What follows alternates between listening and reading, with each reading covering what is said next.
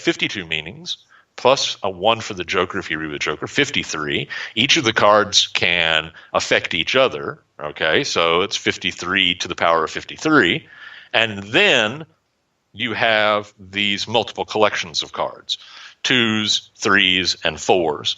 And then those will be broken down into, are they black-reds, or are they black-black, red-reds? How do they come together? So I actually find playing cards to be tremendously complex, and feel that it takes a great deal of study to really get them under your belt and know what you're doing.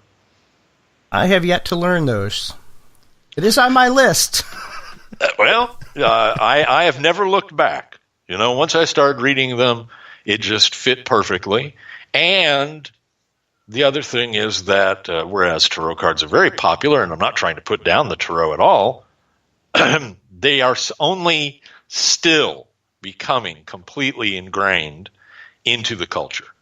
Meaning, we have songs about playing cards, old songs. They appear in our theater, they appear in our cinema, they appear in our language, and so to me, they resonate.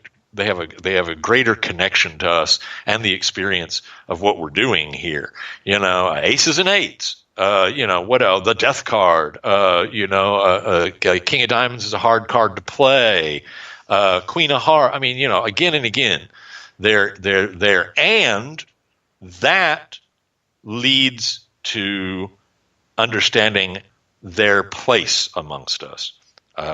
So, if I can veer off here for a moment, oh, of course, there's a lot of people doing hoodoo these days, and everybody's got some grandmother hidden in some fruit cellar someplace that taught them their hoodoo. And it becomes a difficult situation because a lot of those people are honest. They do have a grandmother that did in fact do hoodoo, and more power to them and blessings upon her. But a lot of people have this, and we saw this also arise in modern neo-paganism. Everybody had some great-grandmother, right? Because they had to go back a little further, right? Because she had to come over from England. Who taught them all this secret witchcraft stuff. And you hear a lot of things that just don't make any goddamn sense, right? You're the only person talking about this thing in hoodoo. And people say, well, how can we tell? Well, you can tell because of culture. Meaning, if you listen to songs, if you look at theater, if you look at literature, people sing about, write about, and express what's going on around them. Right. So if you hear about a black cat bone in a blues song, you know a black cat bone's something. So you know to be somewhat skeptical of someone telling you, oh, but the spotted squirrel bone is the greatest thing you can have in hoodoo because there ain't no goddamn old blues songs about the spotted squirrel. And if there was, then you'd know, right? So to me, all of that's in one kind of bag together, I understand completely. Now, you also do bibliomancy too, correct? Yes, that is correct. Can you explain to our audience what that actually entails, what it actually is for those that don't know and don't understand? Like, I didn't previously before we had our discussion. Sure, I'd be happy to. So there's a technical and a literal meaning to this, okay? So technically, bibliomancy primarily means divinating with the Bible, all right? That's its general meaning. However, literally, it means divination with a book. Okay. Bibliomancy, to divine with a book. And one need not use the Bible to engage in bibliomancy. However, if you're going to divine with another book, that book should be of sufficient size and sufficient content that you can get appropriate answers. Okay? So, I've got this little 36-page book. You're not going to get very much bibliomancy out of that. Okay? Oh, I have this law book, and it's got 6,000 pages. Oh, okay, but you're still probably not going to get a lot of bibliomancy out of that unless you're trying to do bibliomancy about a legal matter. Okay? You need a book that has a rich contextual body. But primarily this is done with the Bible. And there are a number of different ways. First of all, it's a very, very old form of divination. And a lot of people go, oh, come on now, it can't be, because, the Bible and magic, and Bible people hate magic, and it's witchcraft, and they all think Satan's lurking under every stone. And I go, yeah. I mean, sure, I live in America nowadays, but what you have to remember is that the situation we have in America at this particular moment, God help us, is not the situation that was in America 50 years ago, 100 years ago, or the situation that existed in other countries and with other cultures. And people have been using the Bible to divine for, easily, hundreds, if not 1,000 plus years. And they range from old Irish grams and mams to devout Jews, etc. And so there are a number of different ways one might do this. One of the standard ways is you take the Bible into your hands, you close your eyes, you concentrate and ask your question, and whatever it's going to be. And then you, with your eyes closed, open the Bible at random, allow it to fall open or open it purposefully, place your hand upon a page, and then some people will say, you move your hand in a circular motion. Others will say you move it in a figure eight motion, etc. Some people even make the sign of the cross. And then when your finger finally comes to rest, you open your eyes and you read the passage that your finger is upon, paying special attention to the word that your finger was on, and attention to the passage directly above and directly below where your finger lays, and you take that as an answer to your question. Now, that being said, there are certain accepted points to this. One being that if you ever open that Bible and you are on a place where God, or if you're a Christian and you're using the New Testament as well, Jesus is speaking, you're really supposed to pay extra attention. All right, okay. You're being spoken directly to, particularly if the passage has the words hath said, did say, does say, spoke, speaks. All right. In other words, it's speaking very much to you. All right. And then, of course, you have to take it within some sort of context. There are two levels. The first level is you take it literally. All right. Whatever it says. This guy went someplace with a donkey and, they had some dates. Okay. The other is that you take it metaphorically. But that is the first form of bibliomancy. The second form of bibliomancy is using the Bible as a pendulum. And it connects to kleromancy, which is the using of a key for divination. And in this, what happens is you place a key on a lead into the Bible, normally towards the center of the Bible, and then you bind the Bible up with a piece of ribbon or cloth or thread or twine, and then now you use that as a pendulum. And you use it exactly as you would use a pendulum. Some people, however, will use the key through kleromancy to divine over the open page that you have opened at random to find the word that you use. So that's basically bibliomancy in a nutshell. I have not had a chance to actually try, look, or delve into that as of yet, but it does sound very deep.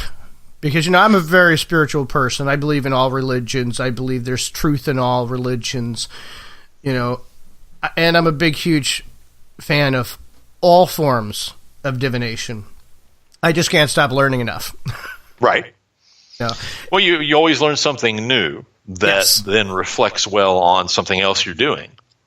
Yeah, and that's what I think is the best, is every little bit you learn opens you up more.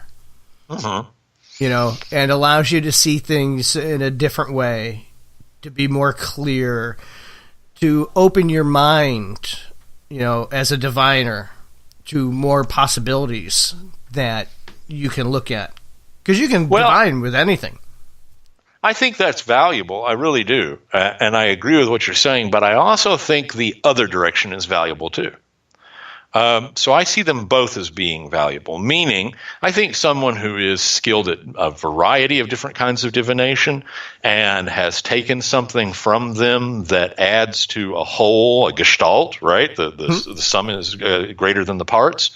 I think that can be very, very useful. But I also think that someone who just does one damn thing and they do it really well is also really valuable. You know, someone who's just like, let's say someone who's speaking of divination, let's say someone who's just a diviner, you know, and they just divine in one way with an old piece of wood, right? An old twig. And that's all they do, man. You know, they don't read cards. They couldn't tell you, tarot card from a taco. They don't know any of that, but boy, can they divine. You know, they can find water. They can find anything. And so I think there's something to be said for both of those paths. Yes. Yeah, I think both paths are incredible. You know, I joke, and sometimes it's not always a joke, that I can read pretty much almost anything. So far, it hasn't failed me. I did read somebody's future in a bowl of macaroni. But it's, for me, about connecting with my intuition. Right. You know, using whatever tools that I happen to have at that moment, whether they're cards, pasta, bones, shells, to just tune in, you know, and whatever messages, symbols, imagery that come to me, that's what I interpret.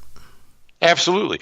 And I think an intuitive form of divination can be a very good thing with someone who is well grounded, someone who has some intelligence behind what they're doing, someone who's not given to flights of fancy, because otherwise, then intuitive reading becomes devil may care, whatever. It's all open, right? Yes. What's interesting to me about that is actually I have completely rejected intuitive reading, and did so quite intentionally. Because I wanted to get closer to the source of what was going on. So, like, I'll do a card reading for someone, and they'll say, "Well, so these cards are saying all this that you're telling me, but you're getting that from me, right? I mean, you're psychic. You're picking that up." And I'm like, "I don't know you from Adam, you know, but you knew this about my father. Yeah, it's right here, the King of Clubs, man. You know." In other words, I think that they both have a place. Yes. And they both have to be modified within each other. For me, I had to reject intuitive reading so that then I could become more attuned to it. In other words, there are moments of intuitive sight, of that gift that's passed along to us. And I happen to believe that gift is passed to us. I think it is a part of our blood. It's a part of our ancestral makeup. Which I actually don't limit to a small group of people. I think we all have that. Many people who come to me and say, "Well, how do I get this? You know, what's my first step?" I say, "Listen, you have two choices here. You can go off and you can academically, scholastically study the divinatory method, whatever it is. And that's a good place to start." I said, "But the other thing is this. Think of this like a muscle. Think of this as a literal muscle in your body. But it's a pretty rare muscle. Like it's behind your ear or something. Okay, you don't need it to lift things in your daily life or to walk or to bend or anything like that. But you got this muscle behind your ear. And if you learn how to, first you have to find that muscle consciously with your brain, not subconsciously, not unconsciously. You have to consciously find that muscle. And if you find that muscle, you can learn how to make it kind of twitch. And if you do that, eventually you'll be able to, make your ears move. And there are some people that can make their ears move, and there are some people that can't. And I go, it's just the same as going to the gym. When you go to the gym, first time ever, and maybe you've got a coach or somebody at the gym who says, "Oh, you got to do all these reps and all these sets and all this." Man, the day you walk out of that gym, you are so sore and you hurt in places. You're like, "Why am I hurting there?" Right? You're hurting there because you haven't really used or developed those muscles. And so it's the same thing, right? With intuition, with psychicism, with connection to spirit. You have to exercise